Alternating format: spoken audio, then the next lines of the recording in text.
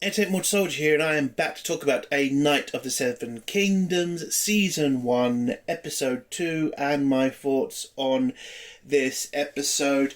A bear episode, a lot more in this episode to do with the lore of Westeros in this time period. Dunk is getting better as a character. I love the fact that they are sticking as close as they can to the books. I mean, again, I haven't read the books, but I've watched a lot of the lore videos on YouTube, so I'm loving the fact that they're not changing too much. Like, yes, they're adding little bits in, which is perfectly fine, but the majority of this show is, well, it is staying true to the books, and I really do like that. The problem that I'm having with this series so far is I don't know why you couldn't have had this episode and last week's episode as one episode. I don't know why we've cut these episodes down so short. Listen, it's still a good show. I'm not saying it's terrible. It's just I want more. And that's great, and that's what you want from a show, but I don't know. It just seems like a waste of time to make it last this long. Like, this episode could have gone into last week's episode, and I think it would have made both episodes better. But look, if my complaint is it's too short, that's got to be a plus. I mean, this show isn't, blowing me away. I've got to admit that it's not blowing me away, but it's not pissed me off either.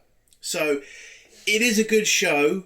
I am enjoying everything I'm seeing, and yes, I want to see more. I really do.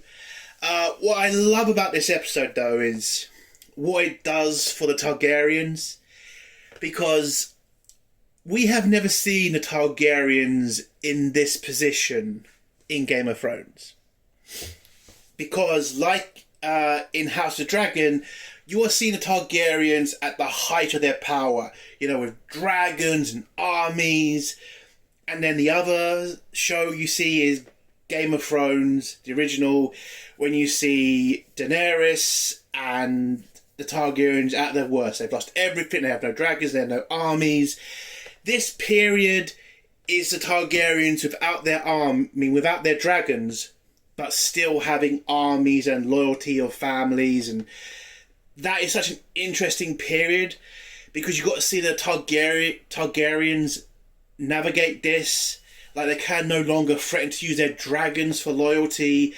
They have to now negotiate. They have to make alliances. And yes, people will say, didn't they have to do that in the House of the Dragon days? But yes, but at this point in time, because you've got to remember, this period which we are in now is just after the first Blackfire Rebellion. And this is the first massive threat to the Targaryen power since the Targaryen Civil War in House of Dragon. So the Targaryens are not really in a strong position right now. They're kind of worried. They're still trying to do negotiations with Dorne because, yes, they've had a marriage pact between the king of the Seven Kingdoms, but that hasn't been done yet, or I think it has. Anyway, but, it's still a very dangerous time for Targaryens. I just find that story, so much more interesting. Yes, dragons are all great and fine, and we get in the House of Dragon this year, which hopefully is better than last season, hopefully. But this time period, it's just so much more interesting because it's they haven't got that power anymore. They haven't got that strength anymore. They can't just dominate the Seven Kingdoms. They've got to negotiate. They've got to make so many more alliances now with even smaller families because they've also had a massive war with the Blackfire Rebellion. It's just, God, it's just so interesting, that stuff. And that's the best thing about Game of Thrones, is just the interesting stories, the alliances, and it's just great to see that. Duncan in this episode, I loved his character in it. I love the fact that, in this episode, his idealization of Arland, his father figure, it gets massively challenged in this episode, and it gets Dunk to this point where he's questioning himself and is he strong enough to be a knight? Should he be here? And that's just great. And look, we get a lot more comedy in this episode, and the comedy in this show, I think it's great. I think it matches the story. I think it's great for the story as well. It doesn't take anything from Duncan when he does something stupid. It makes his character more likeable.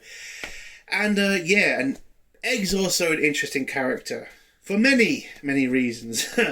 But I also loved him in this episode. You know, he challenges Dunk on a lot of things he believes, especially when it comes to the knights and their way of life, and especially the King's Guard.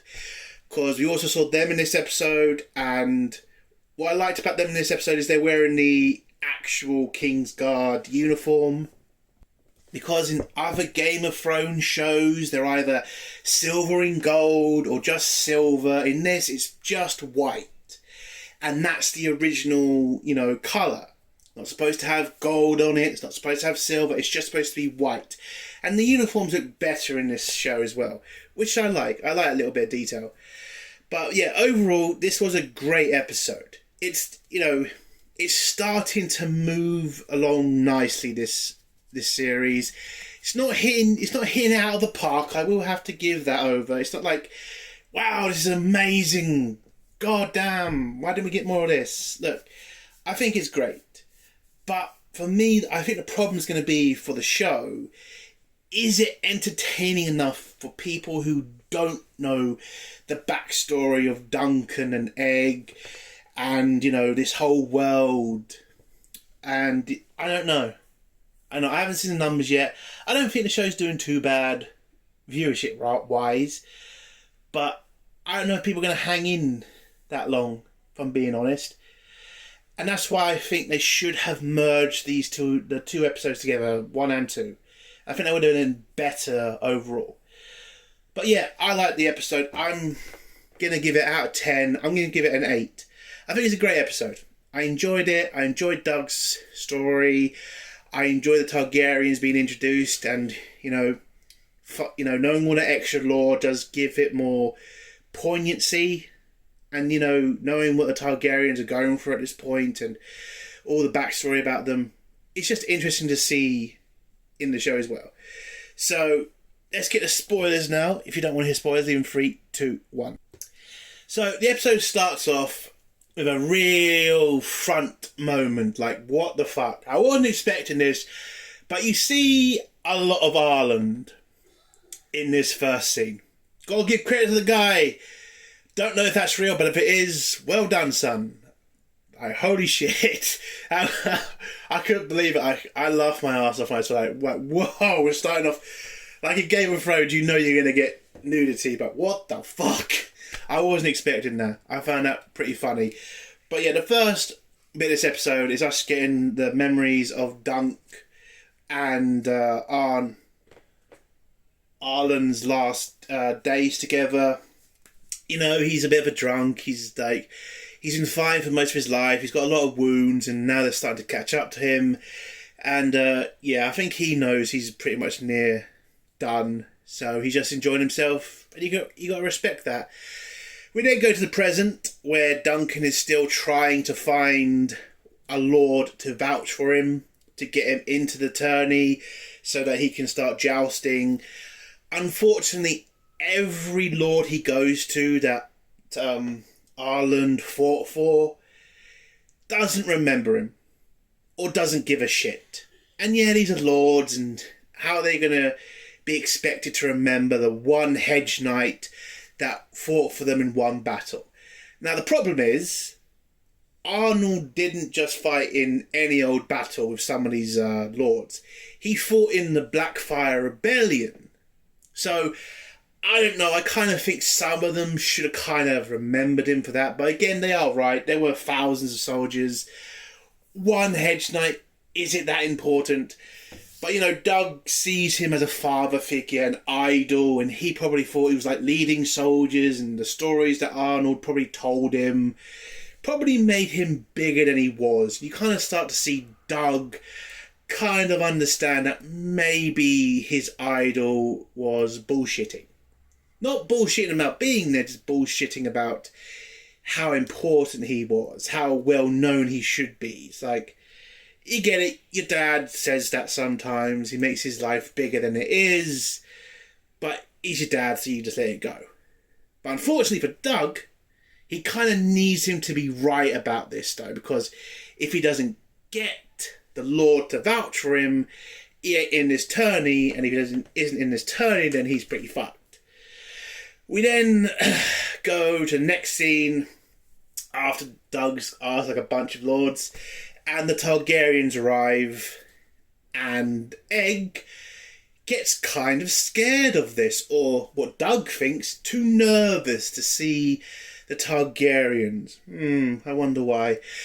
So Egg tells Doug he's going to take the horses back to their camp and, feed them, and Doug says that's okay. And Doug goes over to kind of look and see the Targaryens arrive. And the Targaryens that arrive, their names are Baelor and Maekar. Now, Baelor is the heir to the Iron Throne. Baelor is the youngest of the king's sons. And they're at this tourney because, what they're saying to the public or to the lords is they want to just be entertained and, enjoy the festivities. What they're actually there for is Baelor. He's trying to make sure that alliances in the Seven Kingdoms are still strong. They also want to make sure that the people that are loyal to them and their knights are strong. So this is pretty much the Targaryens looking around, seeing who's the best to ally with, who's still loyal to them. It's kind of, soft power, let's just say. They need to be nice to these people because Maekar doesn't give a shit. Like, he doesn't understand why they're there. He feels that this is beneath them. They should just head back to King's Landing and do what the fuck they want. But Baelor understands that the Targaryens are in a really weak position right now because, again, they did just win the first Blackfire Rebellion war, and that did seriously damage the strength and the perceived invincibility of the Targaryens. So Baelor knows that this is important. Yes, it's not a massive tourney in one of the important kingdoms. It's not in Highgarden. It's not in the Lannister port. It's not, with the Starks. It is a small tourney, but Baelor understands because he is the better Targaryen. Like, he's not a bastard. He is a prince. He is heir to the throne. But he does care about, the peasants and the normal folk. But he also understands that he needs to keep an eye on the situation in the kingdoms so he can know if there's going to be a rebellion anytime soon, if there are any Blackfire rebellious people around still. He knows he has to keep an eye on that. Whereas Maekar doesn't give a shit because he's not heir to the throne. He's just a spoiled little prick, which you can pretty much see throughout the episode. We also introduced to one of Maekar's sons, Aerolon, I think his name is, and he bumps into Doug. And he thinks Doug is a stable boy, that's why he offers the horse to Doug, but Doug has to tell him, no, I'm not a stable boy, I am a knight. I mean, Doug, you still don't look like it, son, you might need to tell people a little bit faster next time. But Aelon, takes the piss and he just throws his horse at Duncan, his head's inside. Again, this guy's going to be a massive, character in the next couple of episodes because of, next week's episode, which should be interesting. So Doug takes the horse anyway. It's first hand off to a stable boy. The horse kicks the stable boy. Doug manages to get control of the horse because Dunk's okay with animals, not so good with people, better with animals. I think a lot of people are like that these days. So Dunk takes the horse into the stables.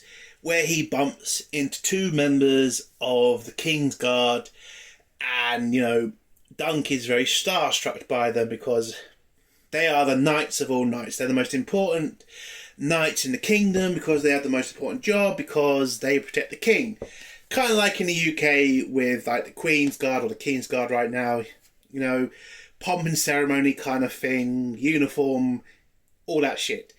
Dunk idolizes these, knights and wants to be like them one day because they're kind of everything a knight wants to be. At least that's what, Dunk hears.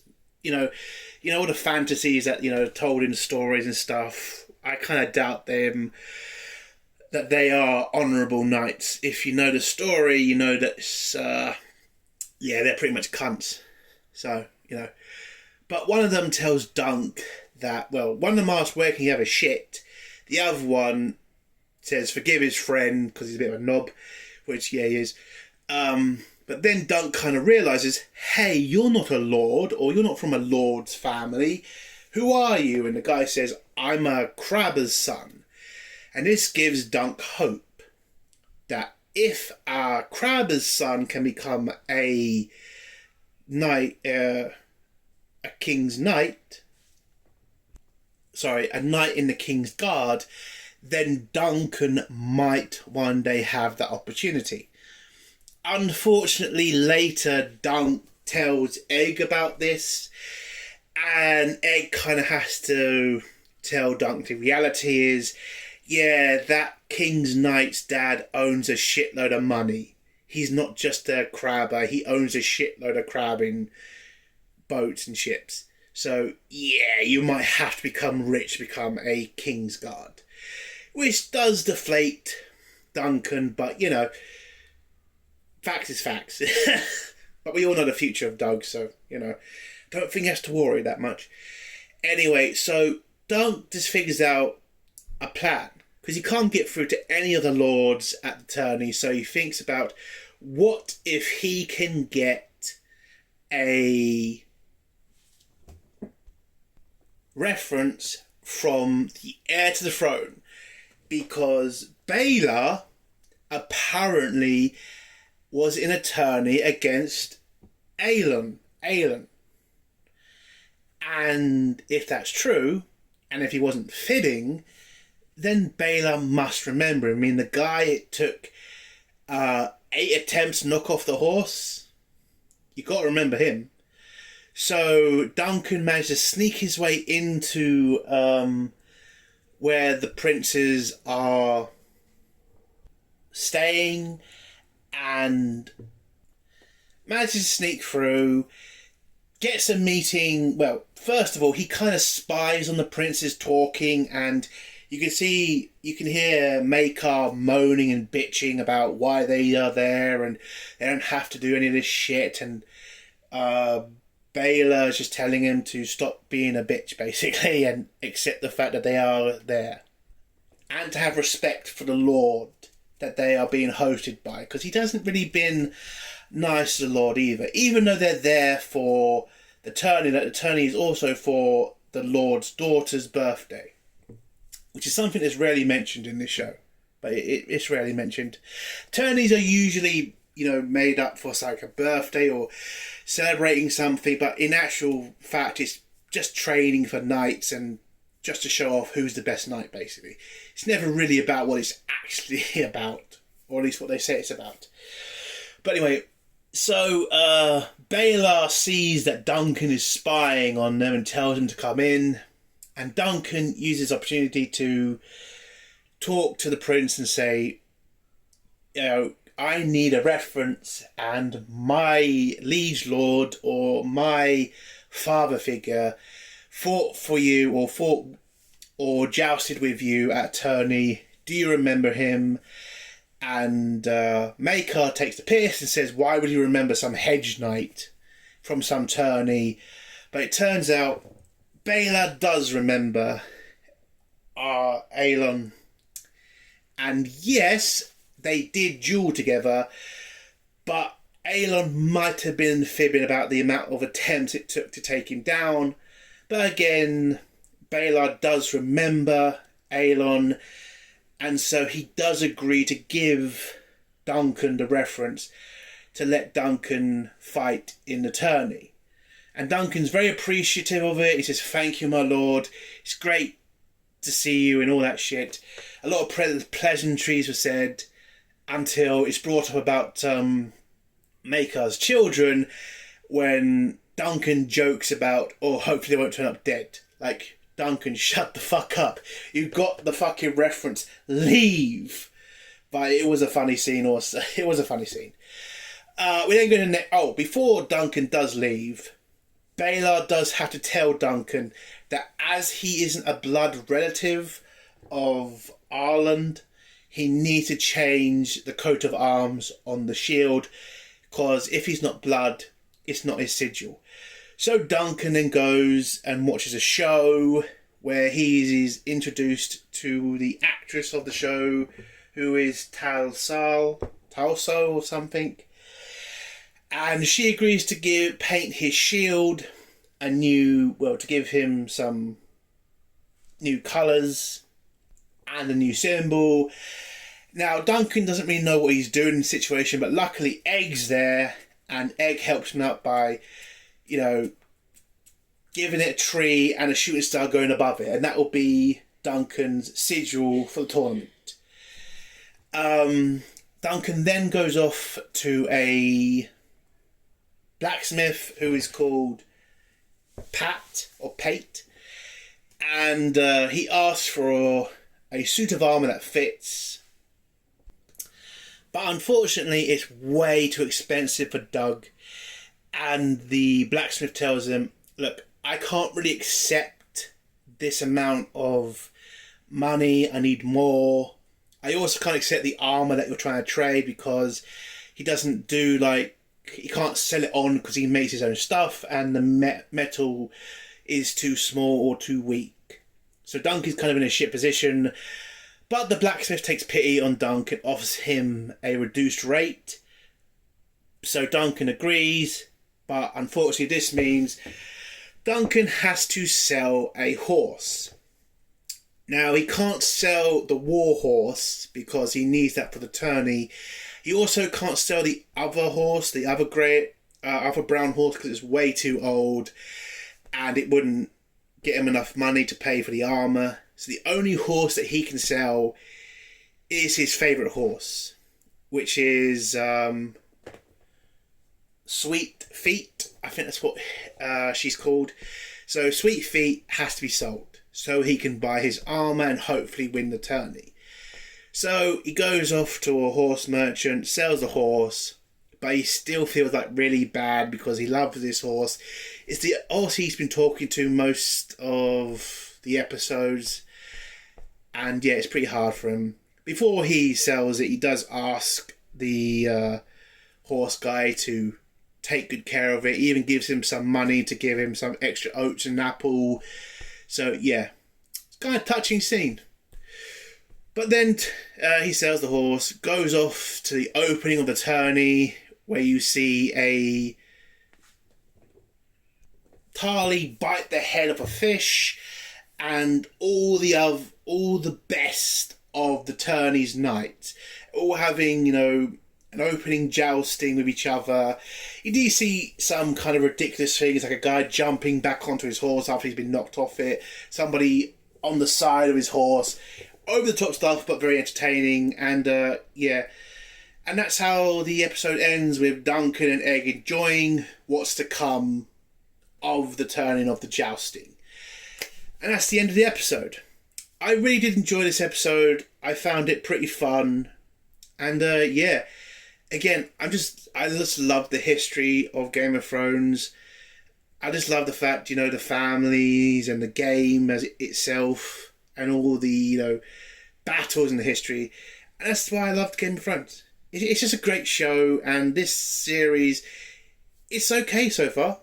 I'm enjoying it. I'm enjoying the characters. Doug he's a great character. He's a nice guy, and, you kind of root for this guy. And I guess that's what you want from a show. That's what I like about this show. And can't wait for next week's episode, because next week's episode is where it starts to get really interesting. So yeah, can't wait. That's the end of my review. If you like this review, give it a like. If you dislike this review, give it a dislike. And if you like my content, do think of subscribing. And if you have a comment, leave below and I'll try to get back to it. Entertainment Soldier. Bye.